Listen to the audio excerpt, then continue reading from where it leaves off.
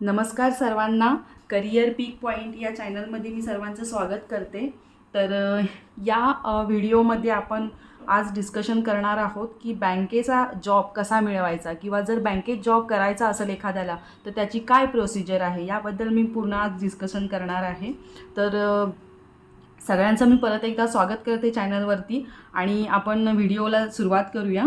तर सर्वात पहिलं आपण बँकेची जी सिस्टीम आहे भारतामध्ये, ठीक आहे, त्याच्याबद्दल बोलूया. तर आपलं हेड आहे बँकेचं जे काय आहे रिझर्व्ह बँक ऑफ इंडिया आहे, ठीक आहे. तर रिझर्व्ह बँक ऑफ इंडिया ही आपल्या स्वतःच्या एक्झाम कंडक्ट करत असते. त्यांच्याही स्पेसिफिक वेगवेगळ्या प्रकारच्या रिक्रुटमेंट निघत असतात. तर त्याच्याबद्दल मी तुम्हाला नंतरच्या व्हिडिओमध्ये सांगणार आहे. तर आज आपण सुरुवात करूया बँकेचं सेक्टर म्हणजे बँकेचं स्ट्रक्चर कसं आहे, बँक काय वर्क करत असते, ठीक आहे. तर बँकेचे दोन प्रकार असतात. एक तर शेड्यूल बँक आहे, एक नॉन शेड्यूल बँक आहे, ठीक आहे. तर शेड्यूल बँकेमध्ये पण कमर्शियल बँक आणि कोऑपरेटिव्ह बँक, क्रेडिट कोऑपरेटिव्ह बँका असतात हे तुम्हाला माहीतच असतील, ठीक आहे. तर कमर्शियल बँकेमध्ये पण अजून सब कॅटेगरी आहे त्यांची. एक आहे पब्लिक सेक्टर बँक, दुसरी आहे प्रायव्हेट सेक्टर बँक, तिसरी आहे फॉरेन बँक आणि चौथी आहे रिजनल रुरल बँक, ठीक आहे. तर महाराष्ट्रामध्ये स्पेसिफिकली दोन ग्रामीण बँका आहेत. एक आहे विदर्भ कोकण ग्रामीण बँक आणि दुसरी आहे महाराष्ट्र ग्रामीण बँक, ठीक आहे. तर आपण आज आहे ना या प्रायव्हेट तर बँका तुम्हाला माहितीच असतील, जसं की ॲक्सिस बँक झाली, HDFC झाली, एस बँक झाली, या सगळ्या प्रायव्हेट बँका येतात, ठीक आहे. तर ह्याच्यामध्ये सहजच कुणालाही जॉब मिळून जाईल, इंटरव्ह्यू द्यावी लागते. पण ज्या काही पब्लिक सेक्टर बँका आहे ज्यांना आपण गव्हर्नमेंट बँक म्हणतो, ठीक आहे, तर त्यांच्यामध्ये कसा जॉब मिळवायचा किंवा त्याची प्रोसिजर काय आहे, ठीक आहे, तर याच्याबद्दल मी तुम्हाला आज सांगणार आहे. तर पहा, याच्यामध्ये आपण इथं एक SBI आहे, ठीक आहे, दुसरा आहे नॅशनलाइज बँक आणि तिसरा आहे अदर पब्लिक सेक्टर बँक.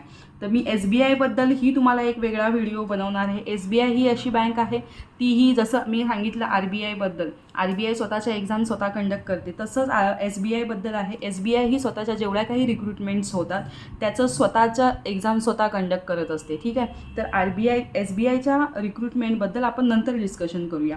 आज आपण मेन डिस्कशन करणार आहोत ते आहे नॅशनलाइज बँक. तर नॅशनलाइज बँक कोणत्या आहेत, ठीक आहे. तर आपलं बँक ऑफ बरोडा झालं, बँक ऑफ महाराष्ट्र झालं, बँक ऑफ इंडिया झालं, पंजाब नॅशनल बँक झालं, अशा बऱ्याच आहेत बँका ज्या काही नॅशनलाइज बँका आहेत, ठीक आहे. त्यांना आपण आपल्या भाषेमध्ये गव्हर्नमेंट बँक म्हणत असतो, ठीक आहे. तर या नॅशनलाइज सर्व बँक आहेत. अदर पब्लिक सेक्टरमध्ये बँक कोणत्या करता येतात, तर जसं की IDBI झालं, ठीक आहे. तर ह्या अदर पब्लिक सेक्टर बँक्स आहेत, ठीक आहे.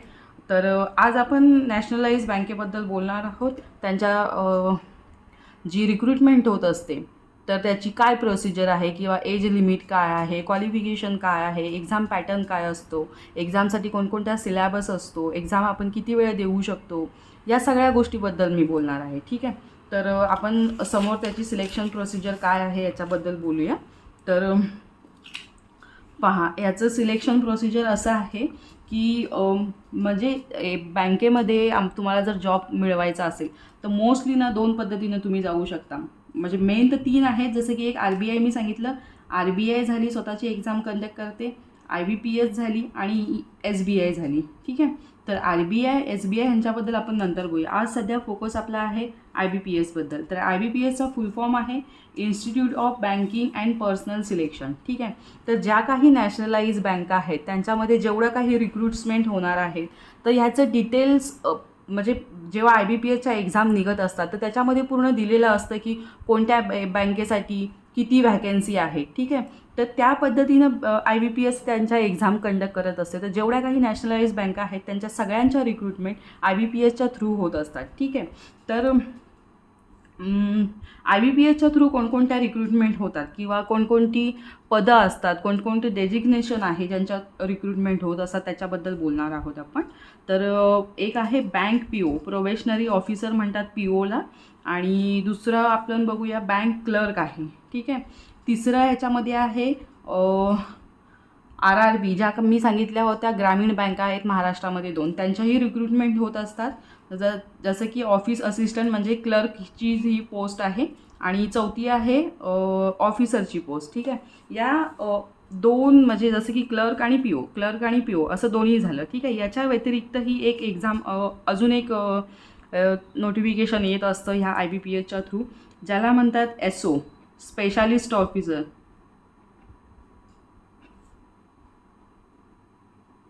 सेम आहे RRBसाठी. ठीक आहे. तर ह्याचीही एक्झाम निघत असते. जसं की ॲग्रिकल्चर कुणाचं झालं असेल, कुणाचं ह्याच्यामध्ये पण मी तुम्हाला लिहून देते इथं. ॲग्रिकल्चर असेल तुमचं, किंवा तुमचं IT किंवा कम्प्युटर झालं असेल, किंवा तुमचं राज्यभाषा म्हणजेच हिंदी असेल, हिंदीमधून तुमचं स्पेशलायझेशन ग्रॅज्युएशन झालं असेल. ठीक आहे. तर त्याच्याही स्पेशालिस्टच्या जागा निघत असतात. सेम आहे RRBसाठी. ठीक आहे. तर RRBचं आपण नंतर डिस्कशन करूया. तर आज सध्या फोकस नॅशनलाइज बँकेवर आहे. तर ह्यांची ना मिनिमम क्वालिफिकेशन काय आहे, जर तुम्हाला प्रोबेशनरी ऑफिसर व्हायचं असेल आणि क्लर्क व्हायचं असेल तर कोणत्याही स्ट्रीममधून, कोणत्याही जसं की आर्ट्स, कॉमर्स, सायन्स ह्याच्यातून तुमचं ग्रॅज्युएशन असेल तर तुम्ही PO होऊ शकता, क्लर्क होऊ शकता. ठीक आहे. जर तुम्हाला SO बनायचं असेल, स्पेशालिस्ट ऑफिसर ह्या पदासाठी तुम्हाला रिक्रुटमेंट घ्यायची असेल किंवा तुम्हाला ह्या पदामध्ये इंटरेस्ट असेल तर तुमचं एक तर ॲग्रिकल्चर असलं पाहिजे, तुमचं ITमधून ग्रॅज्युएशन असलं पाहिजे, कम्प्युटरमधून असलं पाहिजे, किंवा राज्यभाषा म्हणजे जसं की तुमचं हिंदीमध्ये स्पेशलायझेशन असलं पाहिजे. ठीक आहे. तर ह्या त्यासाठी मेन क्वालिफिकेशन आहे. बाकी तुम्ही POसाठीही अप्लाय करू शकता, क्लर्कसाठीही अप्लाय करू शकता. त्यासाठी नॉर्मल ग्रॅज्युएशन पाहिजे कोणत्याही स्ट्रीममधून. ठीक आहे.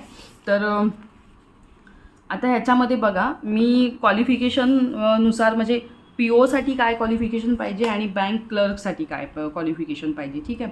तर ह्याच्याबद्दल आपण म्हणजे ह्याच्याबद्दल मी तुम्हाला सांगणार आहे. तर सगळ्यात पहिलं बघा, आपण POबद्दल डिस्कशन करूया. ठीक आहे. तर POला नॉर्मली ग्रॅज्युएशन लागतं आहे. कोणत्याही स्ट्रीममधून तुमचं ग्रॅज्युएशन असू द्या, काही प्रॉब्लेम नाही आहे. तुम्ही POसाठी ॲप्लिकेशन करू शकता, तुम्ही POची एक्झाम देऊ शकता. तुमचं आर्ट्स असू दे, सायन्स असू दे, कॉमर्स असू दे, तुम्ही POसाठी अप्लाय करू शकता. POच्या पदासाठी तुम्ही इलिजिबल आहात. ठीक आहे. तर एज लिमिट काय आहे बघा. नॉर्मली एज लिमिट POसाठी 20 वर्ष ते 30 दरम्यान तुमचं वय असलं पाहिजे. ठीक आहे. तर आता काय ह्या म्हणजे ज्या बँकेच्या एक्झाम होत असतात त्याच्यासाठी एज रिलॅक्सेशन असतं, म्हणजे काही सवलत दिली जात असते स्पेसिफिकली. तर ठीक आहे. जर तुम्ही OBC कॅटेगरीमधून येत असाल तर तुम्हाला 3 वर्ष तुम्ही एज वर्ष म्हणजे 3 वर्षाचं तुम्हाला एज रिलॅक्सेशन मिळतं आहे. म्हणजे तुम्ही OBCमधून जर असाल तर 33 वर्षापर्यंत तुम्ही एक्झाम देऊ शकता बँकेच्या. ठीक आहे. म्हणजे तुम्हाला लिमिट नाही आहे. तुम्ही 2 अटेम्प्ट देऊ शकता, 2 वेळा एक्झाम देऊ शकता, 3 वेळा एक्झाम देऊ शकता, असं कोणतंच लिमिट नाही आहे. तुम्ही वयाच्या 33व्या वर्षापर्यंत एक्झाम देऊ शकता. ठीक आहे. OBC कॅन्डिडेटसाठी आहे. जे PWD कॅन्डिडेट आहेत त्यांच्यासाठी 10 वर्षाचं एज रिलॅक्सेशन आहे, म्हणजे ते 40 वर्षापर्यंत एक्झाम देऊ शकतात. जे SC ST कॅटेगरीचे विद्यार्थी आहेत त्यांच्यासाठी 5 वर्षाचं एज रिलॅक्सेशन आहे, म्हणजे ते वयाच्या 35 वर्षापर्यंत एक्झाम देऊ शकतात. ठीक आहे. तर एक्झामचं काय पॅटर्न आहे किंवा कसं आहे ह्याच्याबद्दल पाहूया आपण. ठीक आहे. तर बँक POसाठी 3 ह्याच्यामध्ये एक्झाम होत असतात. 3 सिलेक्शन प्रोसिजर असते 3 मेन कॅटेगरीमध्ये. जसं की प्री एक्झाम झाली, मेन्स झाली आणि इंटरव्ह्यू होत असते. ठीक आहे. तर ही इंटरव्ह्यू क्वालिफाईंग असते. ठीक आहे. इंटरव्ह्यू क्वालिफाईंग नसते, 3 ह्याच्यामध्ये त्यांची एक्झाम होत असते. तर बघा, प्रीबद्दल आपण बोलूया. प्रीचा कसा काय सिलॅबस असतो किंवा कोणकोणते क्वेश्चन्स असतात, किती मार्कासाठी असतात किंवा किती टाईम असतो प्रत्येकाला, तर ह्याच्याबद्दल मी सांगते तुम्हाला. ठीक आहे. प्रीमध्ये मोस्टली इंग्लिश आहे, क्वांटिटेटिव्ह ॲप्टिट्यूड ज्याला की आपण मॅथ्स म्हणत असतो, रिझनिंग ॲबिलिटी. ठीक आहे. रिझनिंग ॲबिलिटी हा एक मेन म्हणजे स्कोरिंग पार्ट आहे याच्यामध्ये. तर बघा, आता मी तुम्हाला सांगते इंग्लिशचं कसं आहे की अजून एक गोष्ट, या एक्झामसाठी आहे ना 20 मिनिटाचा कालावधी आहे प्रत्येक ह्याच्यासाठी. जसं तुमचं इंग्लिश तुम्ही एक्झाम द्यायला बसता तर तुमच्यासमोर पहिल्यांदा इंग्लिशचं सेक्शन येणार 20 मिनटं. 20 मिनटं झाली की तुमचं ऑटोमॅटिक दुसरा सेशन चालू होणार जो की मॅथ्सचा आहे. ठीक आहे. त्याच्यानंतर इथं 20 मिनटं संपली, त्यानंतर तुमचं रिझनिंगचं चालू होणार. ह्याच्यानंतर 20 मिनटं संपली, 20 × 1 = 20, 20 × 20 = 60. ठीक आहे. 1 तासाचा पेपर आहे आणि 100 मार्क्स आहेत. तुमचा पेपर तिथंच संपलेला असतो. तर प्रत्येक सेक्शनसाठी जसे इंग्लिश, क्वांट आणि रिझनिंग झालं ह्याच्यासाठी टाईम डिवाईड त्यांनी केलेला आहे. ठीक आहे. तर त्यानुसार ह्या एक्झाम होत असतात. तर इंग्लिशसाठी बघा 30 क्वेश्चन असतात आणि 30 मार्क्स असतात. ठीक आहे. मॅथ्ससाठी असतं 35 क्वेश्चन असतात, 35 मार्क्स असतात. आणि रिझनिंग ॲबिलिटीचं पण सेम आहे, 35 क्वेश्चन 35 मार्क्स असतात. टोटल जर मार्क्स तुम्ही बघितलं तर 100 मार्क्स आहे आणि हे 20 असे 60 मिनटं म्हणजे 1 तासाचा पेपर असतो. ठीक आहे. आणि प्री एक्झाम ही क्वालिफाईंग आहे. ह्याचे मार्क्स फायनल रिझल्टसाठी पकडले जात नाहीत. तर फायनल रिझल्ट जो काही आहे तो मेन्स आणि इंटरव्ह्यू या बेसिसवर होत असतो. ठीक आहे. तर आपण आता मेन्सबद्दल बोलणार आहोत. मेन्समध्ये 2 पार्ट आहेत. तर पहिला पार्ट मी एमध्ये लिहिलेला आहे आणि दुसरा पार्ट बी केला आहे. ठीक आहे. तर पार्ट एबद्दल मेन्सच्या आपण बोलूया.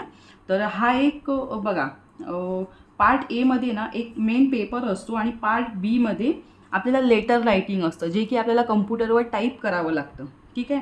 एक लेटर रायटिंग असतं आणि दुसरं एक एसे रायटिंग असतं. म्हणजे एसे पण असा असतो ना की सध्या न्यूजमध्ये जे काही करंट टॉपिक रनिंग आहे, म्हणजे करंट टॉपिकबद्दल डिस्कशन चालू आहे किंवा ज्या काही घडामोडी चालू आहेत करंट याच्याबद्दलच असतं लिहिलेलं. आणि एक ठरलेला मेन असतो की एन्व्हायरमेंटबद्दल तर मोस्टली विचारतात. ठीक आहे. लेटरबद्दल जर बोलायचं झालं तर एक बँकेच्या रिलेटेड पण लेटर असतं की तुम्ही बँकमध्ये नॉर्मली गेला, तुमचं सेविंग अकाउंट तुम्हाला ओपन करायचं आहे किंवा अकाउंट या ब्रांचमधून दुसऱ्या ब्रांचमध्ये ट्रान्सफर करायचं आहे, तर तुम्ही मॅनेजरला रिक्वेस्ट लेटर लिहिताय. अशा प्रकारचे लेटर असतात. ठीक आहे. तर 2 क्वेश्चन असतात. 2 क्वेश्चन म्हणजे एक लेटर असतं आणि एक एसे लिहायचा असतो तुम्हाला. तर ह्याच्यासाठी 25 मार्क्स असतात 2 क्वेश्चनसाठी आणि 30 तुम्हाला अर्ध्या तासात दोन्हीही तुम्हाला कम्प्युटरवरती टाईप करावे लागतात. ठीक आहे. तर आपण पार्ट एबद्दल बोलणार आहोत. पार्ट एमध्ये बघा पहिला तुम्हाला पेपर येतो आणि ह्याचंही सेम आहे.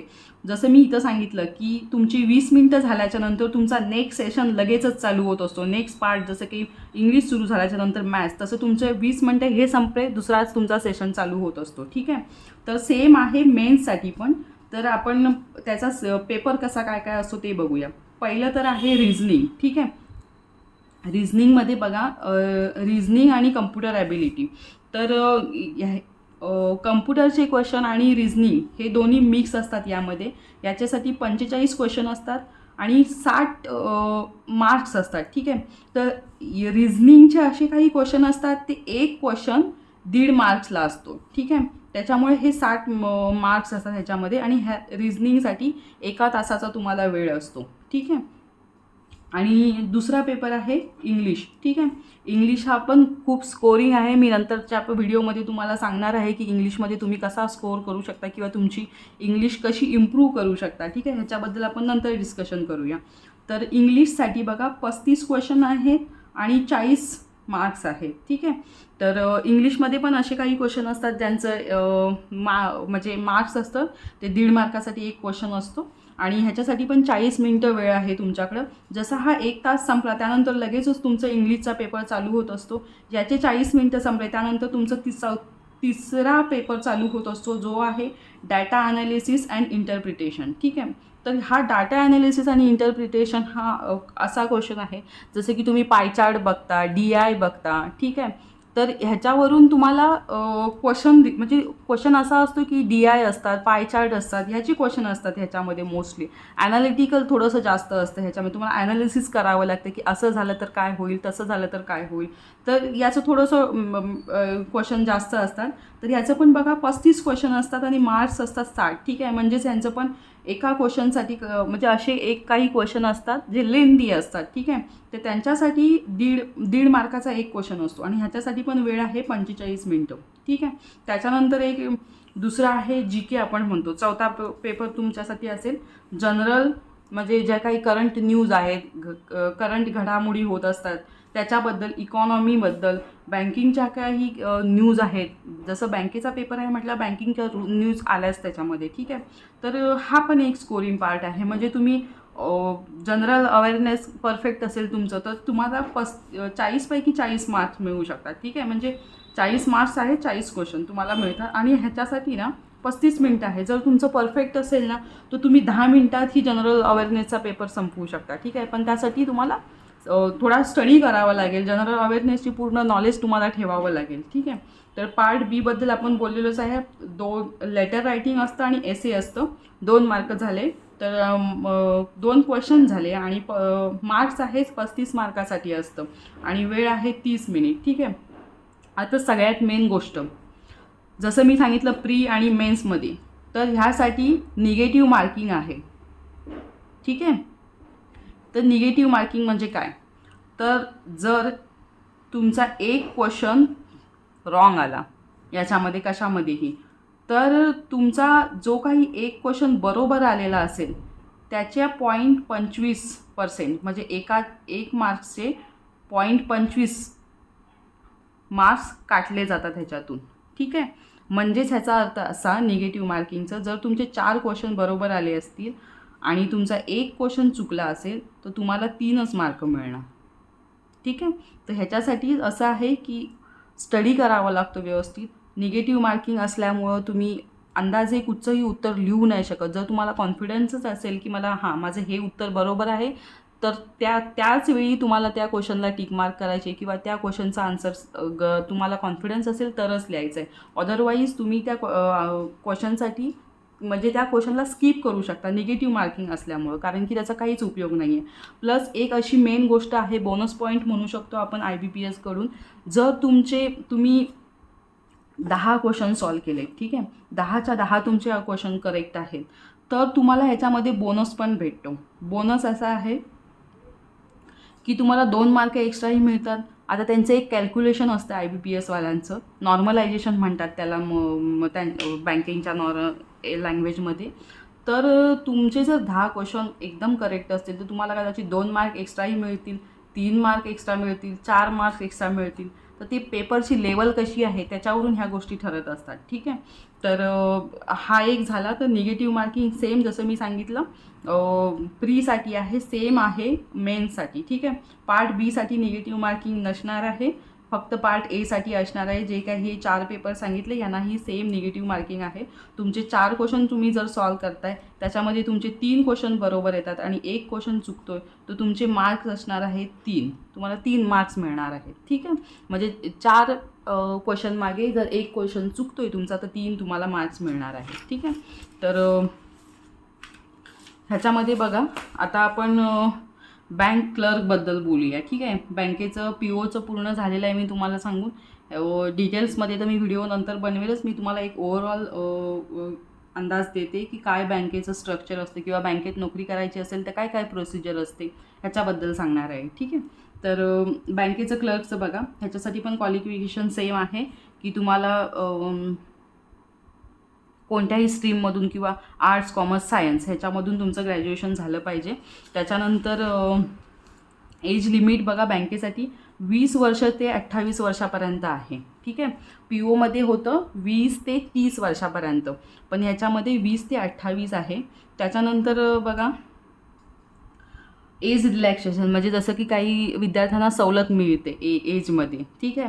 तर ते आहे OBCवाल्यांसाठी 3 वर्ष, म्हणजे OBCचे विद्यार्थी 31 वर्षापर्यंत एक्झाम देऊ शकतात. PWDचे विद्यार्थी 38 वर्षापर्यंत एक्झाम देऊ शकतात आणि SC STचे विद्यार्थी आहेत ते 33 वर्षापर्यंत एक्झाम देऊ शकतात. ठीक आहे.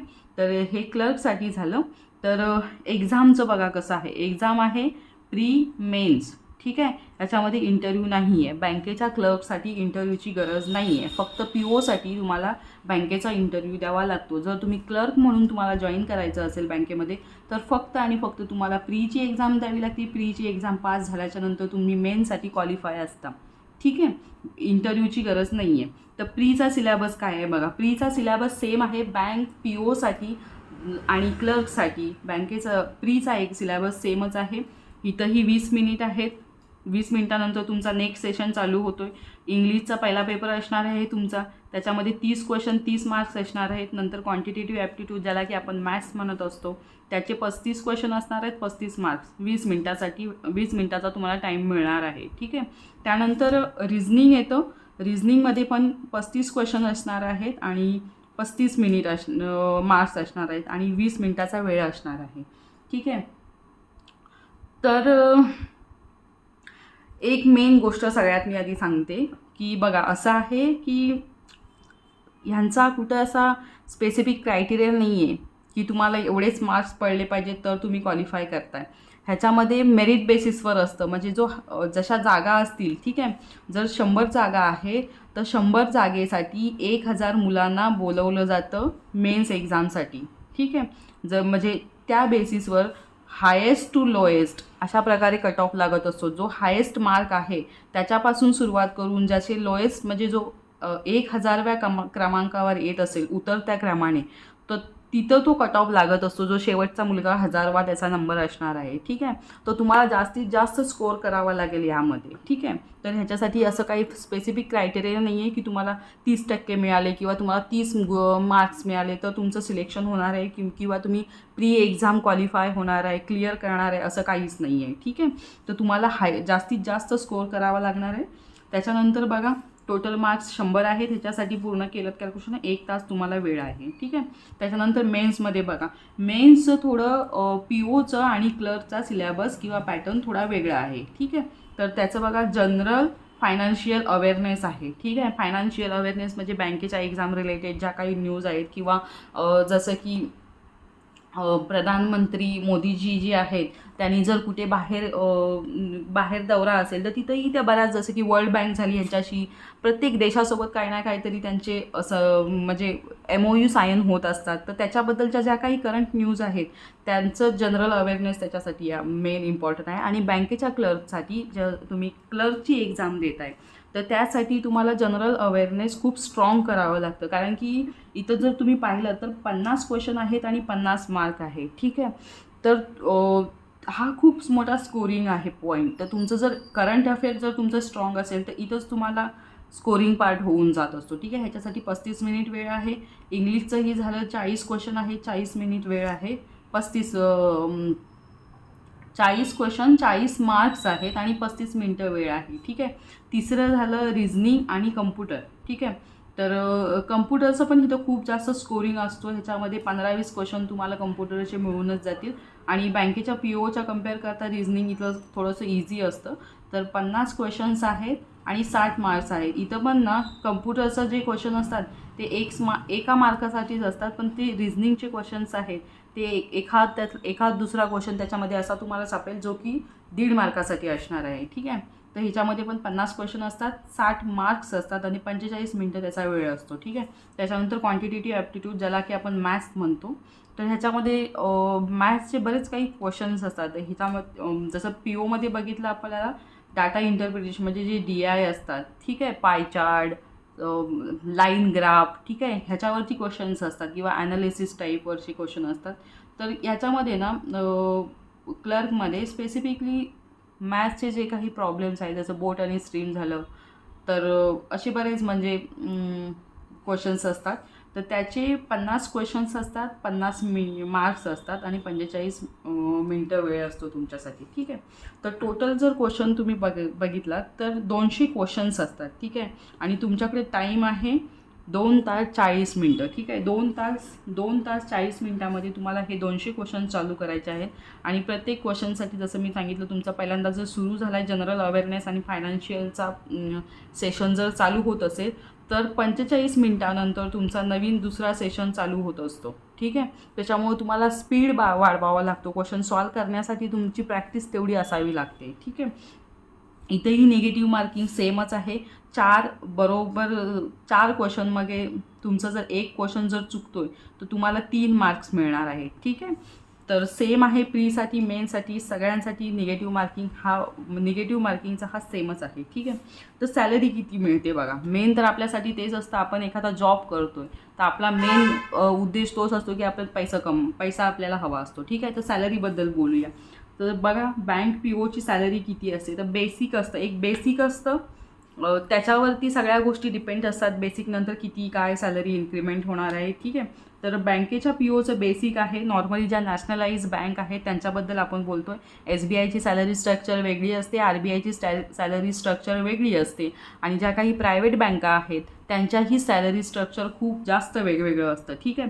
तर ज्या बँकेच्या POच्या स्पेसिफिक मी सांगते, नॅशनलाइज बँकेची जी सॅलरी आहे, बेसिक आहे त्यांचं ते 23,700 रुपयापासून सुरू होतं. ठीक आहे. त्याच्यामध्ये त्यांचा DA असतो, ज्याला की डिअरनेस अलाउन्स. ठीक आहे. DA म्हणजे डिअरनेस अलाउन्स असतो. तो जे बेसिक आहे हे 23,700 रुपये आहे, त्याच्या 40% किती होतं. ठीक आहे. हे कॅल्क्युलेशन केल्याच्या नंतर जेवढी काही अमाऊंट होते तो DA असतो तो ह्याच्यामध्ये ॲड होत असतो. ठीक आहे. 23,700मध्ये तो DA ॲड होत असतो. ठीक आहे. नंतर हाऊस रेंट अलाउन्स मिळत असतो. ठीक आहे. तर हा एक स्पेशल अलाउन्स आहे जो फक्त POसाठी मिळत असतो. तर तो सिटी वाईज डिपर होतो. हां, अजून एक गोष्ट, बँकेच्या जे सॅलरी स्ट्रक्चर आहे ते सिटीवर डिपेंड असतं. तुमची पोस्टिंग कोणत्या सिटीमध्ये झालेली आहे. ठीक आहे. जसं की सिटीचं डिवायडेशन सिटी XYZ. ठीक आहे, ह्याच्यामध्ये केलेली आहे. ठीक आहे. तर सगळ्यात हायेस्ट सॅलरी जी काय असते म्हणजे DAच असतो, मेन म्हणजे DAवरच असतं. बेसिक तर सगळ्यांचं सेम असतं, DAमध्ये फरक असतो.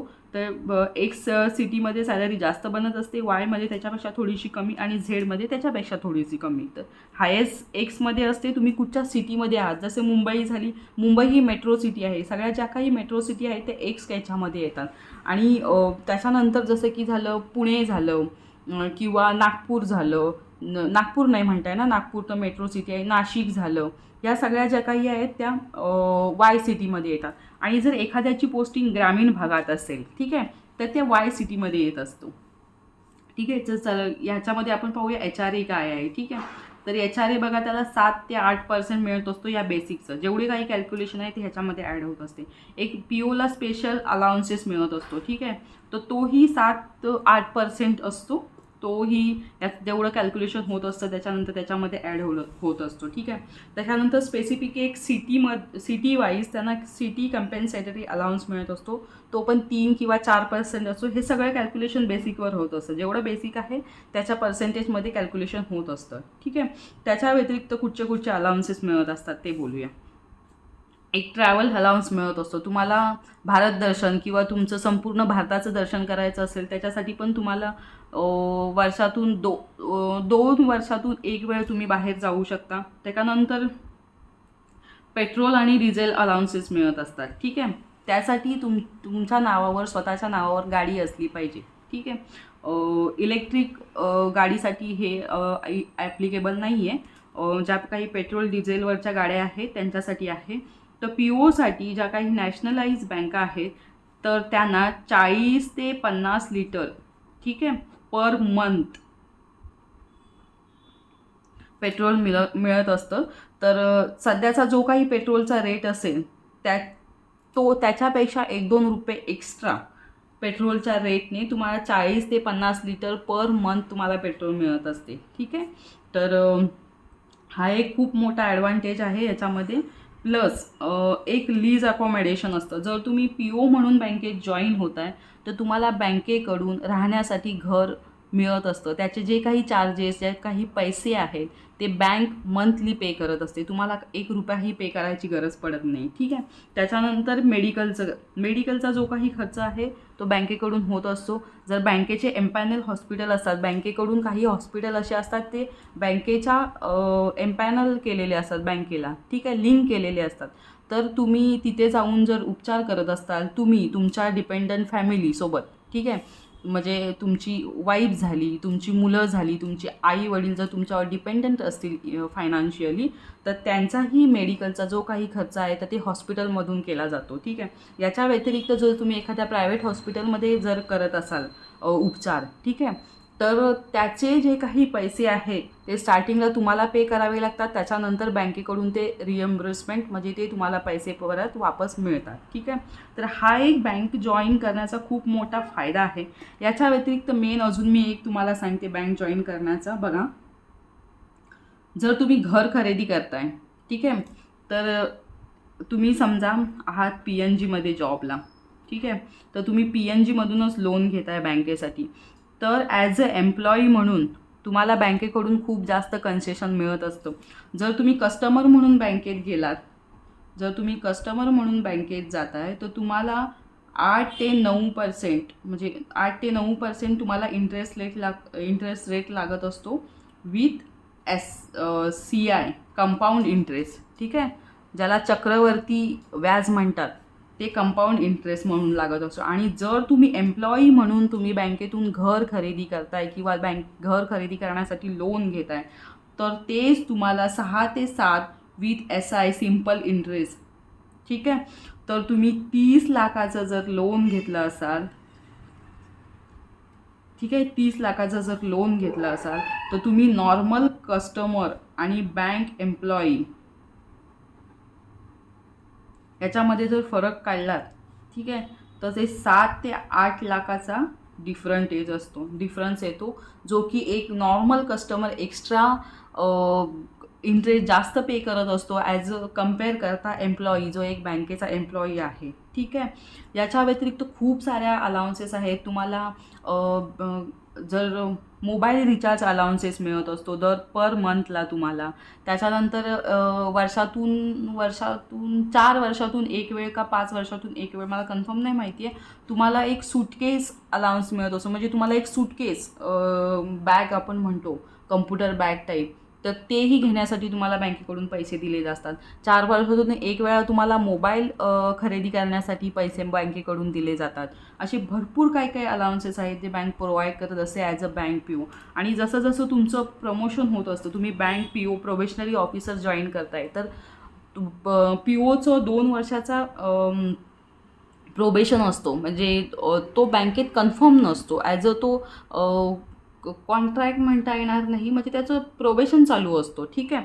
तर 2 वर्षानंतर त्यांच्यात एक्झामही होत असतात खूप साऱ्या कन्फर्मेशनच्या. जर तुम्ही चांगला स्कोर केलात एक्झाममध्ये, तर तुम्ही डायरेक्ट डेप्युटी मॅनेजर म्हणून जॉईन होत आहे. आणि जर फक्त तुम्ही ती एक्झाम पास झालात, ठीक आहे, तर तुम्ही असिस्टंट मॅनेजर म्हणून जॉईन होत आहे. ठीक आहे. तर असिस्टंट मॅनेजर फर्स्ट पोस्ट असते, त्याच्यानंतर डेप्युटी मॅनेजर, त्याच्यानंतर तुम्ही मॅनेजर बनवू शकता, त्याच्यानंतर चीफ मॅनेजर बनवू शकता, त्याच्यानंतर तुम्ही असिस्टंट जनरल मॅनेजर बनवू शकता, त्याच्यानंतर डेप्युटी जनरल मॅनेजर बनू. अशी खूप सारे जे हिरार्ची आहे ना, ती खूप मोठी आहे बँकेची. जर तुम्ही बँक PO म्हणून जॉईन करताय, तर तुमचं खूप ब्राईट करिअर आहे बँकेमध्ये. ठीक आहे.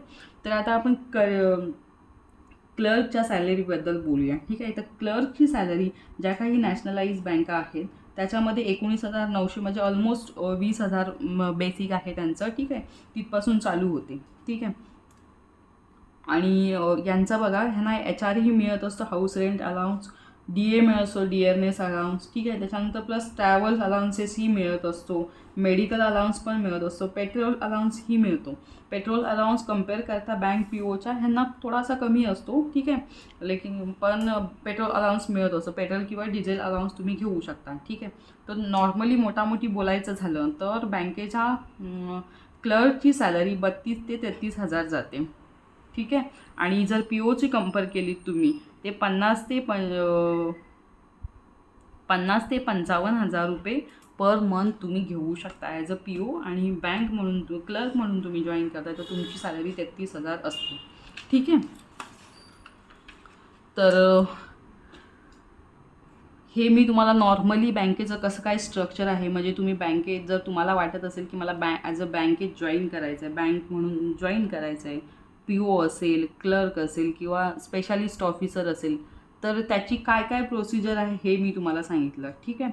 तर नेक्स्ट व्हिडिओमध्ये मी तुम्हाला सांगणार आहे की बँकेच्या म्हणजे जर तुम्हाला ह्या बँकेमध्ये जॉब करायचा असेल, ठीक आहे, किंवा तुमचं एम असेल की मला बँकेत जॉब करायचा आहे, तर त्यामध्ये कुठून सुरुवात करू शकता, किंवा स्टडी मटेरियल कुठून मिळेल, काय काय करू शकता, किंवा काय प्रोसिजर असते, एक्झाम कधी निघतात, ठीक आहे, ह्याच्याबद्दल मी पूर्ण डिटेल्स देणार आहे. तर आज आपण जसं IBPSचं सांगितलं तसं बघा, मी तुम्हाला एक अजून सांगते, तुम्ही लिहून घ्या. जर तुम्हाला वाटत असेल, तुम्हाला जर करायचं असेल बँकेमध्ये करिअर, तर तुम्ही नक्की लिहून घ्या. मी इथं लिहित आहे बघा.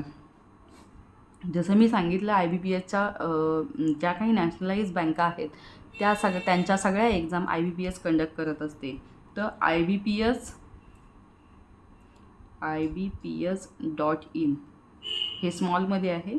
ठीक आहे. हे तुम्ही गुगल क्रोमला सर्च करा, त्याच्यामध्ये तुम्हाला करिअर ऑप्शनला जायचं आहे. ठीक आहे. तिथं तुम्हाला पूर्ण रिक्रुटमेंट मिळते, म्हणजे कधी नोटिफिकेशन येतं आहे, काय येतं आहे. आणि ह्यांचं ना मोस्टली नोटिफिकेशन जुलै ऑगस्ट दरम्यान चालू होतं. हा यांचा ज्या काही नॅशनलाइज बँक आहेत त्यांचा एक्झामचा सीझन म्हणू शकता, पिरियड म्हणू शकता. जून जुलै ऑगस्टपासून ह्यांचं नोटिफिकेशन यायला सुरू होतं. आणि जर एखाद्या बँकमध्ये तुम्ही जर करिअर करताय, तुमचं जर स्टडी स्ट्रॉंग असेल, ठीक आहे, तर तुम्ही 6 महिन्यात एक्झाम प्रोसिजर सुरू होऊन, जर आता जानेवारी महिन्यामध्ये एक्झाम प्रोसिजर सुरू झाले, तर तुम्ही मॅक्स टू मॅक्स ऑगस्ट किंवा सप्टेंबरमध्ये तुम्ही बँकेत जॉईन करताय, जर तुम्ही एक्झाम क्लिअर केली तर. ठीक आहे, तर खूप मोठं ब्राईट करिअर आहे ॲज अ बँक ऑफिसर किंवा क्लर्क म्हणून. तर मी नेक्स्ट व्हिडिओमध्ये पूर्ण डिटेल्समध्ये सांगेनच. जसं की मी तुम्हाला सांगितलं, RBIबद्दल बोलणार आहोत आपण, SBIबद्दल बोलणार आहोत, ग्रामीण बँकेबद्दल बोलणार आहोत. तर आजच्या व्हिडिओमध्ये तुम्हाला मी ह्या बँकेबद्दल जे काही सांगितलं, तो हा व्हिडिओ जर तुम्हाला आवडला असेल तर नक्की शेअर करा. आणि याच्या व्यतिरिक्त तुम्हाला कुठच्या टॉपिकवरती अजून व्हिडिओ हवा असेल किंवा करिअरबद्दल अजून काही तुम्हाला गायडन्स हवा असेल तर मला नक्की कमेंट्समध्ये सांगा. Thank you so much.